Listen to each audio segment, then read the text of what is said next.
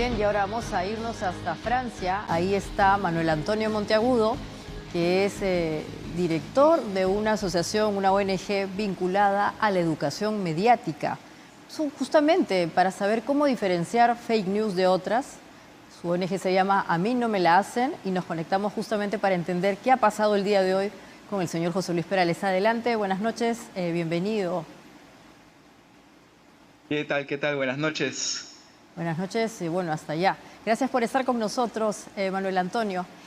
Antes que nada quería consultarte, ¿qué entendemos por educación mediática? Qué buena pregunta. Bueno, la educación mediática consiste básicamente en educar a la gente sobre el funcionamiento de los medios, es decir, cómo funciona un medio, cómo funciona un algoritmo, cómo funciona, digamos, la creación de un artículo periodístico y sobre todo cómo nosotros interactuamos con el medio, ¿no? Yo creo que hoy en día se necesita cada vez más, la educación mediática se necesita cada vez más entender cómo funcionan los medios para así no dejarnos manipular, ¿no? A mí no me la hacen, se llama por eso, porque nos enseña cómo funcionan los medios para que no nos la hagan, para no dejarnos desinformar fácilmente. Exactamente. Y hoy hemos llegado también a un punto en donde lo que consumimos en Internet nos puede inducir al error, ¿no es cierto? El fenómeno de las fake news hoy, por ejemplo, ha sido viral, pero ¿cómo así llega al punto en donde el propio afectado tiene que salir a declarar que no, por ejemplo, en este caso, que no le había pasado nada y que estaba bien, ileso? Estoy hablando del caso del cantante José Luis Claro. Perales. ¿Cómo una noticia que empieza siendo probablemente un bulo tiene estos Sí. ribetes globales, llegan hasta aquí incluso, al Perú?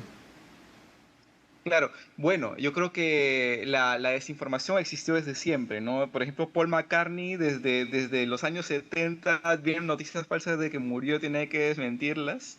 Lo que pasa es que hoy en día las noticias viajan más rápido, como usted mismo lo dice, y sobre todo las noticias, digamos, ya no pasan por las vías clásicas nada más. Por ejemplo, esta noticia que usted menciona, yo me enteré de ella a través de un meme, ¿no? Y creo no ser el único. Mucha gente se ha enterado de ella a través de memes que se han compartido por Facebook, por WhatsApp, por Instagram. Y por tanto, en realidad, ya no solo es una cuestión de que los periodistas hagan bien su trabajo, sino de que la gente misma sepa cómo lidiar con una información nueva, ¿no? Y digamos, con la manera en que accede a ella. Yo creo que nosotros mismos, por eso es tan importante lidiar con este problema a través de la educación y no solo a través de regular los medios, por ejemplo, no, se trata sobre todo, principalmente, de que nosotros mismos, independientemente, pero de una manera, digamos, informada, sepamos filtrar lo verdadero de lo falso. Y el primer paso para mí es siempre ser críticos, ¿no? Siempre, cada vez que recibimos una noticia, preguntarnos, ok, ¿cómo esta información llegó a mí? ¿Quién me la está dando?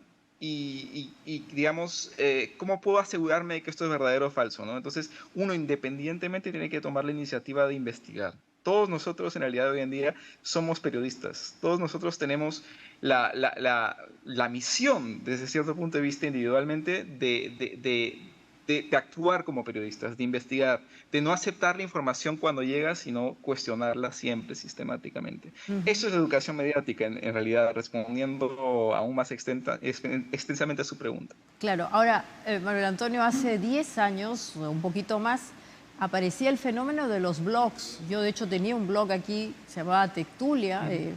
y los blogs se acabaron, pero digamos que eran, como tú bien has dicho, esta forma de vincularse con la sociedad, con la ciudadanía, convirtiéndose en una suerte de periodista ciudadano, pero el blog todavía te daba cierta tranquilidad porque estaban dentro de repositorios serios. Pero hoy día han aparecido fenómenos como TikTok, que son básicamente videos, o Claro. Instagram, donde aparecen Ujú. personas que no necesariamente tienen las cualidades, ni las capacidades, ni la experiencia, pero que debido a la facilidad que tiene el video, se convierten en expertos, en gente que empieza a hablar de todo sin tener condiciones, ni siquiera algo que de alguna manera nos garantice que lo que está diciendo es verdad. Y entonces esto se genera y entonces la posibilidad de empezar a escuchar a alguien que nos está diciendo mentiras es enorme.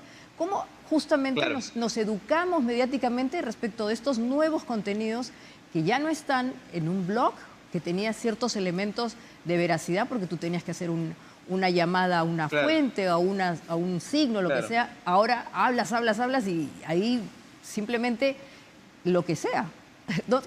Claro. ¿Cómo hacemos la veracidad de un video? ¿Cómo medimos Esa esa es, veracidad?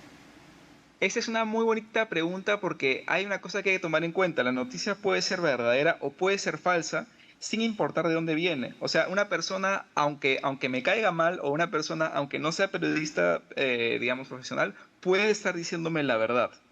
En realidad eso es un poquito lo loco de la educación mediática, es que te hace inclusive cuestionar las evidencias, pero que en realidad no son evidencias, porque, por ejemplo, esta noticia del músico que en realidad no falleció, la compartieron medios serios.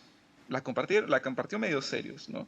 Y esto no es porque los medios sean malos, sino que todos somos humanos y muchas veces, justamente debido a esta misma rapidez, a medios que se dicen, uy, de esta noticia no me puedo perder, no puedo ser el último en hablar de esto, entonces lo voy a compartir y no verifican. Yo creo que la primera cosa que uno tiene que hacer para identificar que uno es verdadero o falso la primera cosa es el instinto, es decirse, ya, a ver, esto, esto es realmente, digamos, suena real. Claro, tú dices, bueno, este señor tiene más de 70 años, bueno, de repente sí podría haber muerto, pero siempre cuando se trata de una muerte, es bueno verificar sistemáticamente, porque muchas veces, digamos, una muerte puede ser anunciada demasiado rápido.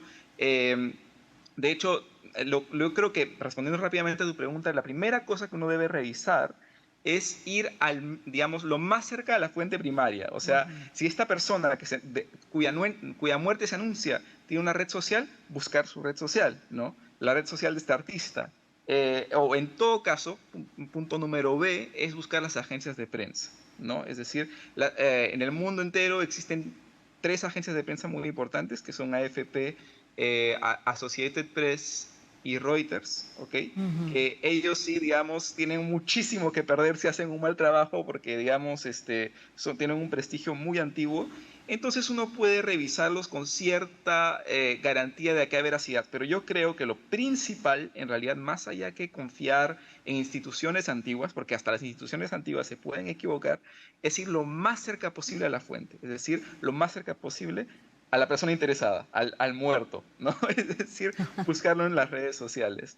Porque finalmente esa es una ventaja de hoy en día. Hoy en día podemos acceder casi al individuo, ¿no? Ujú. Eh, y eso, básicamente eso. Exactamente. Ahora, siguiendo con este tema de las fake news, en efecto, como bien indicas, deberíamos tener mayor capacidad de crítica, o sea, ser más críticos con lo que leemos, tener más cuidado con probablemente compartirlo, ¿no? Porque ahí también viene este gran problema de la viralización, que nos llama la atención algo, lo compartimos y entonces adquiere una reverberación que ya es incontrolable. Pero, ¿qué opinas tú de estos personajes que ahora se han convertido también en una suerte de informantes, no digamos de periodistas, sino de personas que crean corriente de opinión y son justamente estos influencers, estas personas que levantan una cuenta, como he dicho, en estas nuevas plataformas y opinan libremente? Obviamente su libertad de expresión, pero como consumidores, como alguien que se quiere educar o autoeducar mediáticamente, ¿qué posición deberíamos tener con ellos? Como bien has dicho, al margen que nos caiga o no nos caigan estas personas, hacen contenidos y eventualmente influyen. ¿Cómo deberíamos Claro. comportarnos respecto de ellos? Es una bonita pregunta, porque justamente en momentos, no sé si te acuerdas, me autocorregí cuando hablaba de tenemos que educarnos y sí o no hay que regular. Bueno, la regulación de los medios es todo un debate sobre la educación mediática, ¿no? Mm, En lo personal, si me preguntas a mí personalmente, no hay necesidad de regular los medios porque la educación misma nos va a permitir filtrar, ¿no? O sea, nosotros mismos, ante estas personas que efectivamente no son personas de medios tradicionales, pues hay que ejercer el mismo tipo de severidad, ¿no? Hay que ejercer el mismo tipo de